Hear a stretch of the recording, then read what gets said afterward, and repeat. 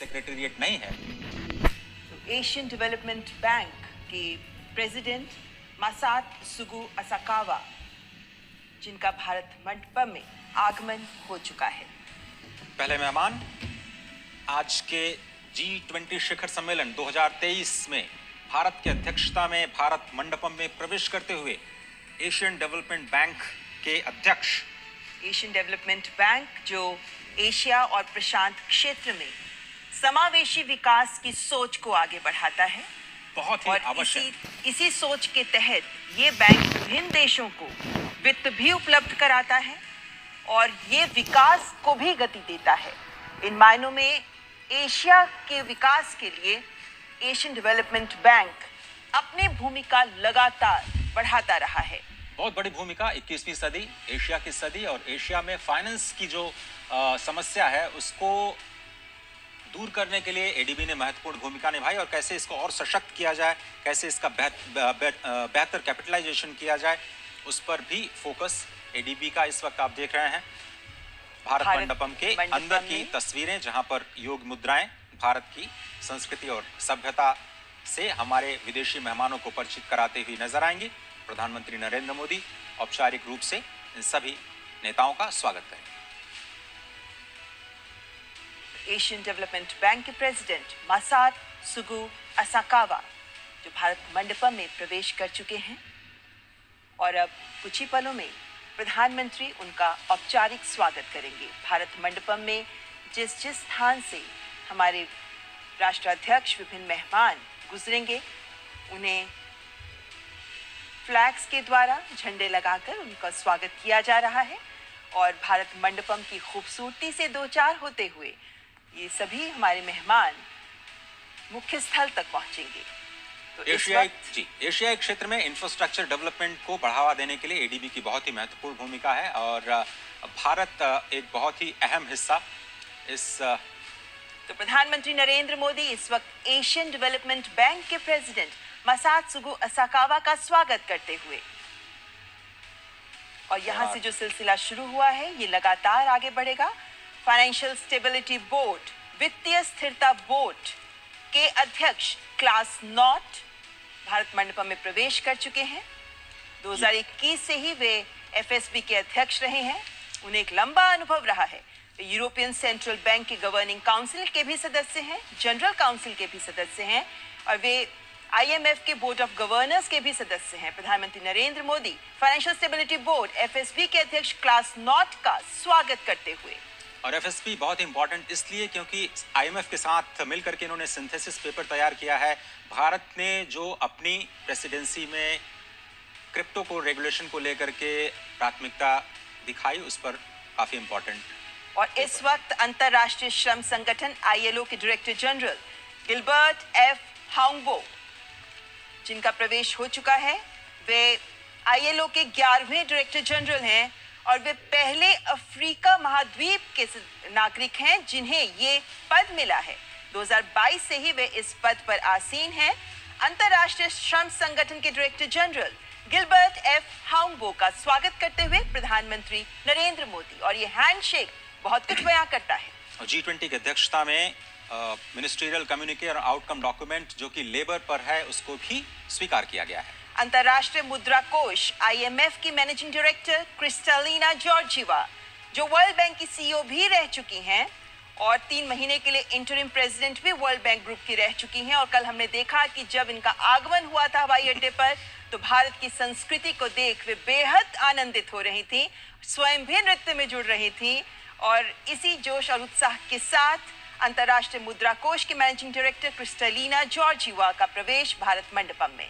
बड़ा ही important statement इन्होंने दिया कल ही कि इंडिया जो है एक शाइनिंग एग्जांपल है in a world of facing many uncertainties and the robust economic growth is primarily rooted in the significant structural reforms that India have overtaken. प्रधानमंत्री नरेंद्र मोदी आईएमएफ के चीफ का स्वागत करते हुए और आईएमएफ की अध्यक्षता में बहुत सारे मुद्दों पर मंथन हुआ और भारत की प्रेसिडेंसी की जो प्राथमिकताएं हैं आईएमएफ ने खुल करके उनका स्वागत किया और प्रेसिडेंसी को पूरा समर्थन आईएमएफ ने जताया है। आईएमएफ के कई सारे सिंथेसिस पेपर भी G20 लीडर्स की समीक्षा के लिए पहुंच चुके हैं।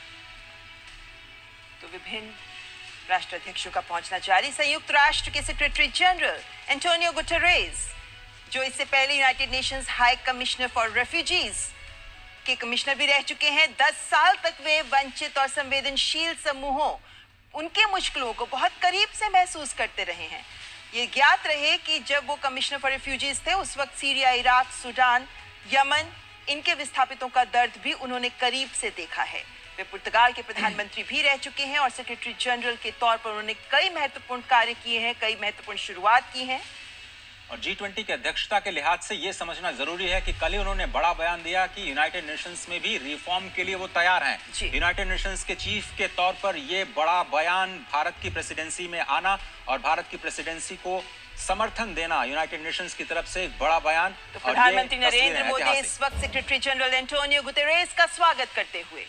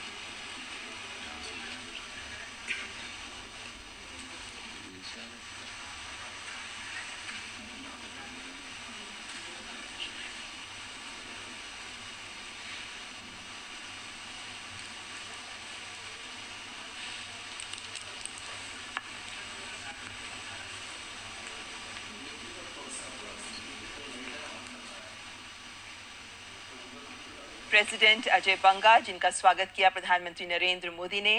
वे पहले श्वेत व्यक्ति हैं जिन्हें IMF और वर्ल्ड बैंक दोनों की अध्यक्षता उन्होंने संभाली है। और महत्वपूर्ण बात कि उनका बिजनेस वर्ल्ड में भी काफ़ी महत्वपूर्ण अनुभव रहा है, जिसके बाद वे फिलहाल वर्ल्ड बैंक के प्रेसिडेंट और इस वक्त विश्व स्वास्थ्य संगठन WHO के director general doctor Tedros Adhanom Ghebreyesus, पहले डायरेक्टर जनरल जो अफ्रीकन रीजन से WHO के डायरेक्टर जनरल बने। उन्हें मलेरिया पर अनुसंधानकर्ता के रूप में विश्व में पहचाना जाता है और डायरेक्टर जनरल बनने से पहले वे वैश्विक स्वास्थ्य से भी जुड़े रहे हैं। Global Fund to Fight AIDS, malaria, tuberculosis के भी वे अध्यक्ष रहे हैं। और जिस वक्त कोविड महामारी ने पूरे विश्व को जकड़ लिया था, उस वक्त उनकी अध्यक्षता में WHO ने महत्वपूर्ण कार्य किए और इस स्थिति में विश्व के समक्ष एक महत्वपूर्ण उदाहरण भी प्रस्तुत किया। विश्व स्वास्थ्य संगठन के director general doctor Tedros Adhanom Ghebreyesus. G20 की अध्यक्षता में वन हेल्थ अप्रोच पर एक बड़ा फोकस और WHO की इसमें बहुत ही महत्वपूर्ण भूमिका। वर्किंग ग्रुप की हम बात करें तो भारत की अध्यक्षता में global initiative on digital health, इसको अडॉप्ट किया गया है। वो लीडर्स के समिट के दौरान उसे रखा जाएगा और अगर उसको समर्थन मिलता है तो ये विश्व के स्वास्थ्य को और ज्यादा समावेशी बनाने के लिए और ज्यादा एक्सेसिबल बनाने के लिए और ज्यादा अफोर्डेबल बनाने के लिए बहुत बड़े मील का पत्थर साबित होगा। प्रधानमंत्री नरेंद्र मोदी WHO के director general doctor Tedros Adhanom Ghebreyesus का स्वागत करते हुए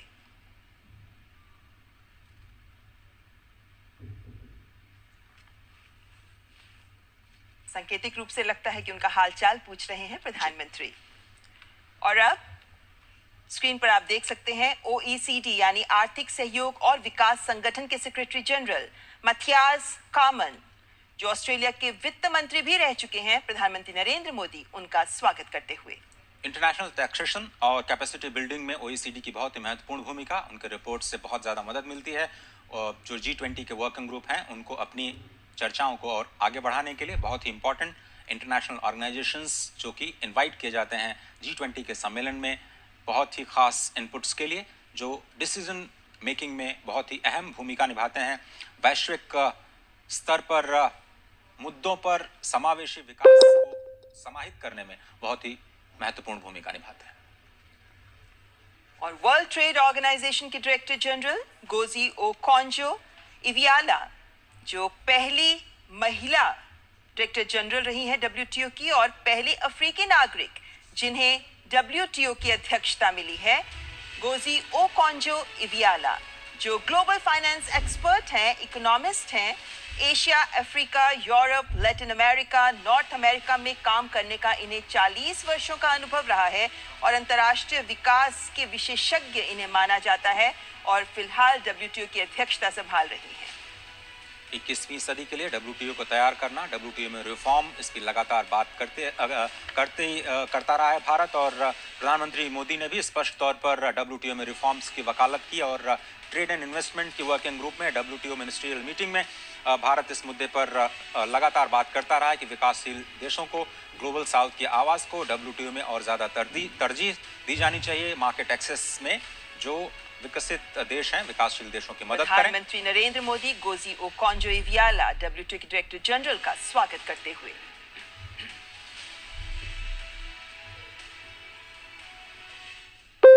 इस वक्त अंतर्राष्ट्रीय संगठनों के अध्यक्ष जिनका आगमन हो रहा है और अफ्रीकन यूनियन, अफ्रीकी संघ के अध्यक्ष, कोमोरोस के राष्ट्रपति अजाली असुमानी इस वक्त मंडपम में प्रवेश करते हुए अफ्रीकी संघ, जिसको इस शिखर सम्मेलन में सदस्यता मिल सकती है, प्रधानमंत्री नरेंद्र मोदी अफ्रीकी संघ के अध्यक्ष अजाली असुमानी का स्वागत करते हुए। और जिस तरीके से गले लगकर गर्मजोशी के साथ हैंडशेक किया जा रहा है, ये बताती है कि अफ्रीकी संघ को G20 शिखर सम्मेलन में सदस्यता मिलने के आसार पूरे हैं। बिल्कुल, ये बड़ी खबर आ सकती है दिल्ली डिक्लेरेशन के बाद कि अफ्रीकन यूनियन को शामिल किया गया है। बहुत ही इंपॉर्टेंट स्टेटमेंट शायद दिल्ली से निकल सकता है। अभी तक अंतर्राष्ट्रीय संगठनों के अध्यक्ष जिनका स्वागत हो रहा था और अब आमंत्रित देशों के प्रतिनिधि और अध्यक्ष, राष्ट्राध्यक्ष जिनका स्वागत करेंगे प्रधानमंत्री नरेंद्र मोदी। और इस वक्त स्क्रीन पर आप देख सकते हैं ओमान के उप प्रधानमंत्री सईद असाद बिन तारिक अल सईद, जिनका आगमन मंडपम में। ओमान की कैबिनेट में सुल्तान के बाद दूसरे सबसे वरिष्ठ अधिकारी उप प्रधानमंत्री ही होते हैं और ऐसे में अपने देश ओमान का G20 में आमंत्रित देश के तौर पर प्रतिनिधित्व कर रहे हैं ओमान के उप प्रधानमंत्री। अतिथि देवो भव की अवधारणा को जमीन पर उतारते हुए भारत मंडपम में G20 की अध्यक्षता और शिखर सम्मेलन से ठीक पहले सबसे पहले अंतर्राष्ट्रीय संस्थान और उसके बाद अतिथि राष्ट्र, उनका स्वागत, ये हमारी परंपरा और बहुत ही इम्पॉर्टेंट इन अतिथि देशों का G20 की बैठकों में शामिल होना, एक ग्लोबल इम्पोर्टेंस उनके लिए। तो प्रधानमंत्री नरेंद्र मोदी ओमान के उप प्रधानमंत्री सईद असाद बिन तारिक अल सईद का स्वागत करते हुए फॉर्मल फोटो ऑप और अपने देशों की फहरिस्त में बांग्लादेश की प्रधानमंत्री शेख हसीना, जिनका आगमन हो गया है। बांग्लादेश हमारा बेहद करीबी पड़ोसी देश। कल ही प्रधानमंत्री की बांग्लादेश के साथ द्विपक्षीय वार्ता भी हुई और शेख हसीना, प्रधानमंत्री शेख हसीना और प्रधानमंत्री नरेंद्र मोदी के बीच इस द्विपक्षीय वार्ता में पीपल टू पीपल कॉन्टेक्ट को बढ़ाना, कमर्शियल लिंकेजेस को बढ़ाना, कनेक्टिविटी को बढ़ाने पर बातचीत हुई। प्रधानमंत्री नरेंद्र मोदी बांग्लादेश के प्रधानमंत्री शेख हसीना का औपचारिक स्वागत करते हुए। पड़ोसी देशों के साथ भारत सदा ही अपने रिश्तों को प्रगाढ़ करने में जुटा रहता है और ऐसे में बांग्लादेश, जिनसे हम सीमाएं साझा करते हैं, हमारा एक महत्वपूर्ण पड़ोसी देश। और अब मॉरिशस के प्रधानमंत्री प्रविंद जुगन्नाथ स्क्रीन पे आप देख सकते हैं। इजिप्ट के राष्ट्रपति अब्देल फतेह अल सीसी, इजिप्ट जहां पर भारत अपने बहुत ही करीबी रिश्ते साझा करता है और राष्ट्रपति अब्देल फतेह अल सीसी भारत के साथ अपने रिश्तों को प्रगाढ़ करने के लिए कई महत्वपूर्ण कदम उठा चुके हैं। बहुत इंपॉर्टेंट, और आपको ध्यान होगा कि प्रधानमंत्री ने हाल ही में इजिप्ट की यात्रा भी की और दोनों देशों और ऐतिहासिक यात्रा, कई सालों के बाद कोई भारत का प्रधानमंत्री इजिप्ट की यात्रा पर गया और बहुत ही गर्मजोशी के साथ उनका स्वागत किया गया। और मुझे लगता है कि वहीं पे इन्विटेशन प्रधानमंत्री ने दिया और इस वक्त तस्वीरें आपकी स्क्रीन पर। प्रधानमंत्री नरेंद्र मोदी इजिप्ट के राष्ट्रपति अब्देल फतेह अल सीसी का स्वागत करते हुए, हैंडशेक करते हुए। कोणार्क के सूर्य मंदिर से प्रभावित ये दृश्य, और इस बात का विशेष ख्याल रखा गया है कि जब ये औपचारिक फोटो ऑप हो रहा हो तो भारत की संस्कृति की अमूल्य धरोहर का भी एक उदाहरण विश्व के साथ रहे। और इस वक्त मॉरिशस के प्रधानमंत्री प्रविंद जुगन्नाथ मंडपम में प्रवेश कर चुके हैं। मॉरिशस के साथ भी भारत की कल द्विपक्षीय वार्ता हुई। प्रधानमंत्री नरेंद्र मोदी ने मॉरिशस के प्रधानमंत्री के साथ द्विपक्षीय वार्ता की और इस वक्त दोनों देशों के कूटनीतिक संबंधों के 75 वर्ष का जश्न भी मनाया जा रहा है। और द्विपक्षीय वार्ताओं में भी फिनटेक, ढांचागत विकास, सांस्कृतिक आदान प्रदान पर भी जोर रहा, क्योंकि मॉरिशस पहला ऐसा देश है अफ्रीकी महाद्वीप का जिसके साथ सेपा भी एग्रीमेंट पर भी आगे हम बढ़ चुके हैं, इसको भी हम साझा करते हैं। तो दोनों देशों के बीच के रिश्ते बेहद महत्वपूर्ण। भारतीय मूल के कई नागरिक मॉरिशस में अपने कारोबारी संबंधों को आगे बढ़ाते हुए स्पष्ट तौर पर नजर आते हैं और मॉरिशस को टैक्स ट्रीटीज के लिहाज से भारत के संदर्भ में काफी महत्वपूर्ण देश के रूप में देखा जाता है। प्रधानमंत्री नरेंद्र मोदी मॉरिशस के प्रधानमंत्री प्रविंद जुगन्नाथ का स्वागत करते हुए विभिन्न देशों के राष्ट्राध्यक्ष जिनका आगमन इस वक्त भारत मंडपम में जारी है, और नीदरलैंड्स के प्रधानमंत्री मार्क रूट, नीदरलैंड्स जो आमंत्रित देशों की फहरिस्त में शामिल है, और नीदरलैंड्स के साथ भारत का आदान प्रदान महत्वपूर्ण स्तर पर होता रहता है। नीदरलैंड्स की जो वाटर मैनेजमेंट की प्रैक्टिसेस हैं, एग्रीकल्चर की प्रैक्टिसेस हैं, वो पूरी दुनिया के लिए एक मिसाल है। और राष्ट्रपति जब यहाँ की यात्रा पर थे तो बहुत सारे बायलैटरल्स के जरिए दोनों देशों के कारोबारी संबंधों को और मजबूत बनाने की कोशिश की गई थी। और नीदरलैंड्स के प्रधानमंत्री जिस मुस्कुराहट के साथ आगे बढ़े और गले लगकर प्रधानमंत्री के साथ उन्होंने गर्मजोशी से किया, उसके साथ देख सकते हैं कि दोनों देशों के संबंधों में जो गर्मजोशी है ये उसका उदाहरण प्रस्तुत करता है। तो प्रधानमंत्री नरेंद्र मोदी नीदरलैंड्स के प्रधानमंत्री मार्क रूट का स्वागत करते हुए, जैसा हम जानते ही हैं, प्रधानमंत्री नरेंद्र मोदी की विभिन्न देशों के राष्ट्राध्यक्षों के साथ एक अलग ही केमिस्ट्री होती है और जिनके साथ मुलाकात होती भी रहती है। ऐसे में ये राष्ट्राध्यक्ष जब प्रधानमंत्री से मिलते हैं तो ये गर्मजोशी हमें देखने को मिलती है। इस हैंडशेक में जो गर्मजोशी है, इस हैंडशेक में जो स्ट्रेंथ है, वो आपसी रिश्तों को भी बेहतर बनाती है। और इस वक्त नाइजीरिया के राष्ट्रपति बोला अहमद तिनुबू, नाइजीरिया को उम्मीद है कि भारत से रक्षा क्षेत्र में बहुत बड़ा इन्वेस्टमेंट शायद नाइजीरिया में आ सकता है। और साथ ही साथ स्पष्ट तौर पर औपचारिक तौर पर उन्होंने कहा है कि बहुत ही सौभाग्य की बात है कि भारत को G20 की प्रेसिडेंसी दी गई है इस साल, और बहुत सारे मुद्दे जो ग्लोबल साउथ के उठाए गए हैं वो नाइजीरिया ने उनका समर्थन किया है और भारत के प्रति अपनी कृतज्ञता जताई। और अफ्रीका का एक बेहद महत्वपूर्ण सबसे बड़ी अर्थव्यवस्था माना जाता है नाइजीरिया को। इन मायनों में नाइजीरिया एक बेहद महत्वपूर्ण देश अफ्रीका का, और नाइजीरिया के राष्ट्रपति का G20 में एक आमंत्रित देश के रूप में इस G20 शिखर सम्मेलन में शामिल होना भी बेहद महत्वपूर्ण संकेत देता है। और नाइजीरिया के राष्ट्रपति का भारत आना और प्रधानमंत्री नरेंद्र मोदी इस वक्त नाइजीरिया के राष्ट्रपति बोला अहमद तिनुबू का स्वागत करते हुए, और स्पष्ट तौर पर नाइजीरिया बहुत से उत्साहित होगा क्योंकि बहुत सारे इन्वेस्टमेंट्स के इंटरेस्ट्स लगातार आने शुरू हो गए हैं। ऑटो सेक्टर में कुछ बड़ी उम्मीदें, कुछ बड़े ऐलान भी हुए हैं बीते दिनों। सिंगापुर के प्रधानमंत्री ली शिएन लूंग, और हम जानते हैं कि सिंगापुर के प्रधानमंत्री के साथ प्रधानमंत्री नरेंद्र मोदी बहुत बेहतर केमिस्ट्री रखते हैं, और ऐसे में सिंगापुर के प्रधानमंत्री का भी एक आमंत्रित देश के तौर पर G20 शिखर सम्मेलन में शामिल होना स्वाभाविक है। तो सिंगापुर के प्रधानमंत्री का आगमन, आसियान समिट के दौरान भी प्रधानमंत्री ने जिक्र किया सिंगापुर का स्पष्ट तौर पर, और सिंगापुर से जो भारत सीखना चाहता है उस स्मार्ट सिटीज़ का जो प्रोजेक्ट है, फाइनेंसिंग सिटीज़ ऑफ टुमारो को लेकर के जो कॉन्फ्रेंस हुई गांधीनगर में, उसमें सिंगापुर की बहुत ही अहम भूमिका रही। गिफ्ट सिटी जो बनाया गया है गांधीनगर में, उसमें भी सिंगापुर एक अहम भागीदार के रूप में सामने आया है।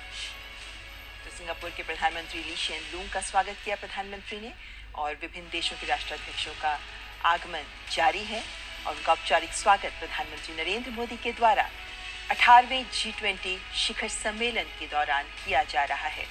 और ये योग वॉल जिसके आगे से सभी राष्ट्राध्यक्ष गुजर रहे हैं, महत्वपूर्ण।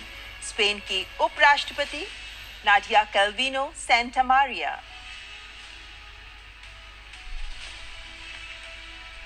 हम जानते हैं कि स्पेन यूरोपीय संघ का हिस्सा है स्पेन के साथ भारत के संबंध बेहतर हैं और ऐसे में स्पेन की उपराष्ट्रपति और उनके चेहरे पर खिली मुस्कुराहट ये बयां करती है कि इस शिखर सम्मेलन में आमंत्रित देश के तौर पर शामिल होना स्पेन इसे महत्वपूर्ण मानता है।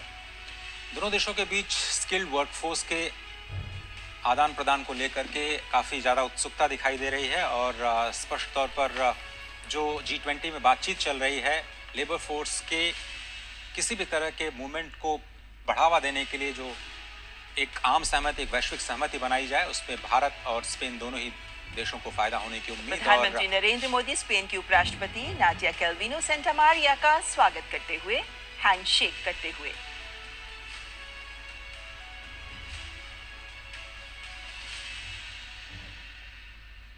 नौ आमंत्रित देश इस बार 18वें G20 शिखर सम्मेलन में भारत की ओर से विशेष रूप से आमंत्रित देश, जिनमें आखिरी देश है यूएई, संयुक्त अरब अमीरात। उससे थोड़ी देर पहले यूएई के तरफ से अभी तक जो इनवाइटेड कंट्रीज हैं उनमें तो आपकी स्क्रीन पे आप देख सकते हैं यूएई यानी संयुक्त अरब अमीरात के राष्ट्रपति शेख मोहम्मद बिन जायद अल नहयान मंडपम में प्रवेश करते हुए। संयुक्त अरब अमीरात एक बेहद महत्वपूर्ण देश, विशेष रूप से आर्थिक रूप से अगर हम बात करते हैं, तेल संसाधनों के कारण और अन्य कूटनीतिक कारणों से भी भारत का महत्वपूर्ण सहयोगी देश संयुक्त अरब अमीरात। फ्री ट्रेड एग्रीमेंट को लेकर के दोनों देश काफ़ी ज़्यादा उत्साहित और हाल ही में जो FTA किया गया है भारत की तरफ से, उसका फ़ायदा अब ज़मीन पर दिखने लगा है। रोजगार के लिहाज से, GDP के लिहाज से और दोनों देशों के बीच जो ट्रेड रिलेशंस हैं इसको बढ़ाने में इस FTA की बहुत अहम भूमिका रही है और बहुत सारे भारतीय सऊदी अरब में जो कार्य करते हैं उनको लेकर के लेवल प्लेइंग फील्ड दी जाए और उनको असिस्टेंस दिया जाए और आप केमिस्ट्री स्पष्ट तौर पर देख सकते हैं।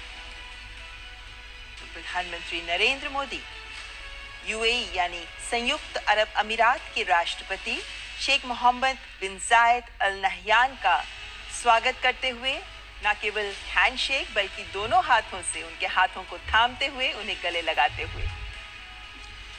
तब तक 9 आमंत्रित देश Oman, Bangladesh, Egypt, Mauritius, Netherlands, Nigeria, Singapore, Spain और यूएई, इन 9 आमंत्रित देशों के राष्ट्राध्यक्ष अब भारत मंडपम में प्रवेश कर चुके हैं और अब बारी है G20 के सदस्य देशों।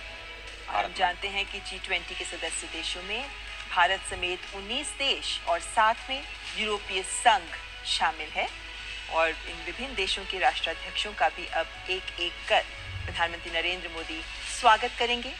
हालांकि अभी फ्रांस के राष्ट्रपति इमैनुअल मैक्रों का भारत आगमन का इंतजार है, लेकिन बाकी सभी राष्ट्राध्यक्ष भारत पहुंच चुके हैं। तो इन सभी का स्वागत करेंगे प्रधानमंत्री नरेंद्र मोदी और भारत मंडपम अपनी पूरी खूबसूरती के साथ इस वक्त मौसम की भी खूबसूरती को समेटे हुए यहाँ अपने विदेशी मेहमानों का स्वागत कर रहा है।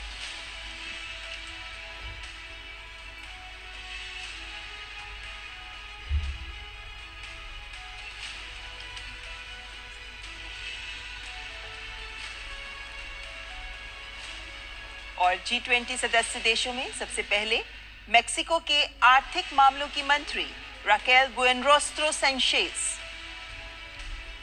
मेक्सिको को विकासशील देशों की एक सशक्त आवाज़ के रूप में देखा जाता है और एग्रीकल्चर को लेकर के जो वहाँ पे बेस्ट प्रैक्टिसेस हैं उनसे सीखने की कोशिश पूरी दुनिया करती रही है। एग्रीकल्चर वर्किंग ग्रुप में भी मेक्सिको की अहम भूमिका रही है। किस तरह से खाद्य सुरक्षा को लेकर के जो खाद की कीमतों में हमने उछाल देखा कोविड के दौरान, रशिया यूक्रेन क्राइसिस के दौरान, उसमें कैसे सभी लोग मिलकर के फूड सिक्योरिटी की जो समस्या है उस पर आम राय, आम सहमति बना पाए, उसमें मेक्सिको ने एक अहम योगदान दिया और स्पष्ट तौर पर G20 के सदस्य देश के रूप में भारत और मेक्सिको के न केवल द्विपक्षीय संबंध बल्कि G20 के मंच पर भी इन दोनों देशों का विकासशील देश के तौर पर अपने विचारों को रखना काफी अहम।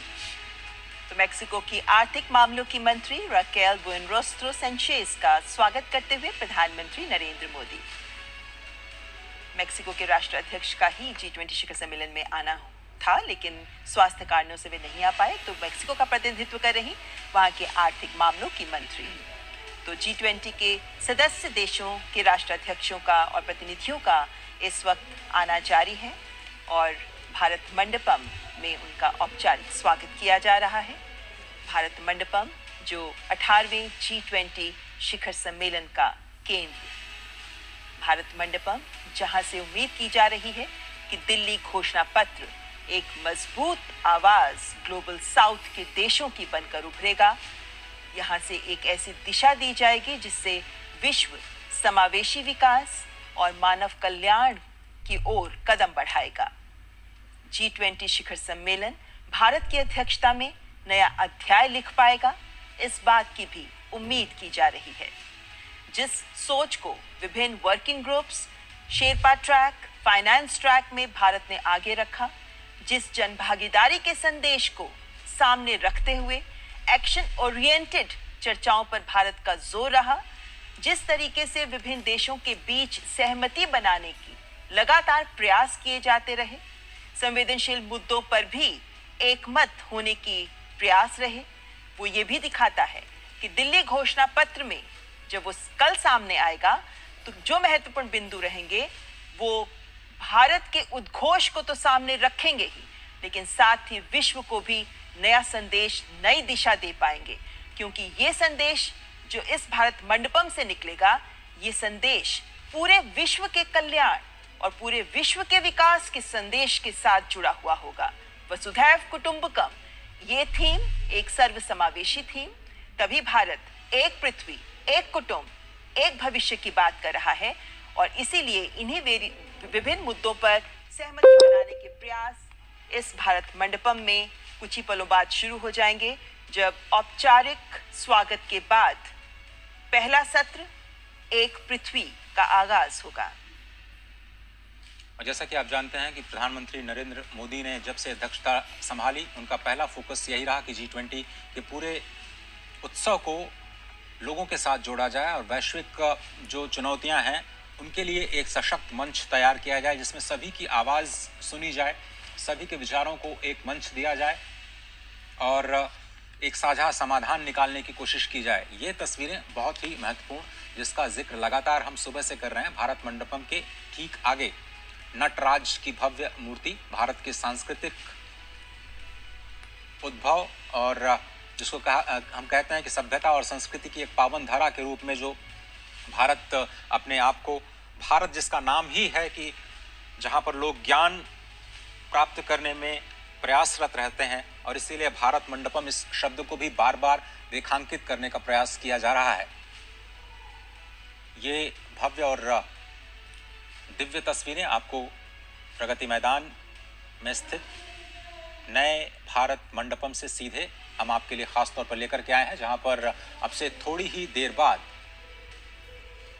G20 शिखर सम्मेलन 2023 भारत की अध्यक्षता में शिखर सम्मेलन यानी लीडर्स अब दिल्ली डिक्लेरेशन पर अपनी अंतिम मुहर लगाएंगे। कौन से मुद्दे, कौन सी प्राथमिकताएं जो भारत ने रखी, जिन पर वैश्विक सहमति बनती है, पूरी दुनिया की निगाहें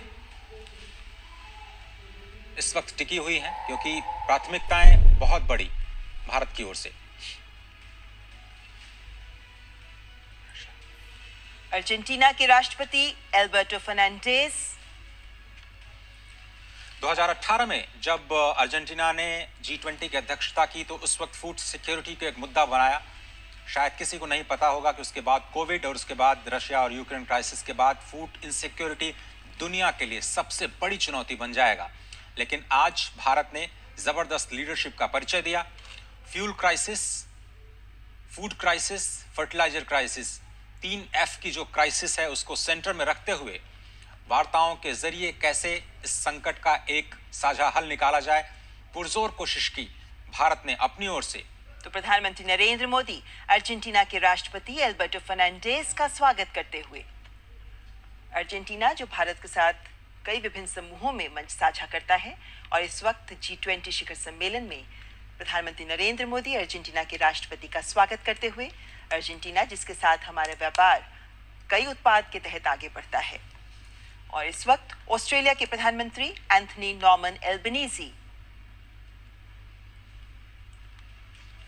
sustainable, balanced and inclusive global economic growth के लिए ऑस्ट्रेलिया की आवाज बहुत ही महत्वपूर्ण। ऑस्ट्रेलिया